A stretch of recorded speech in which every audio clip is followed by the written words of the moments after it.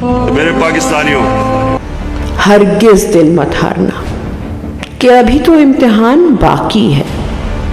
तुम्हें मायूस करना बातिल की चाल है कि तुम ही तो हो वो जिसका अभी ईमान बाकी है। खुदा देख रहा है उन्हें भी जो अमानतों के अमीन ना रहे। हल्फ तो भूल गए वो, पर कुरान बाकी है।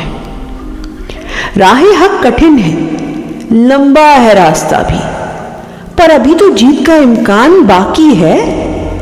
तुम जिसके लिए निकले, तुम्हारे दिलों का बादशाह, हां हमारा खान, हमारा इमरान बाकी है।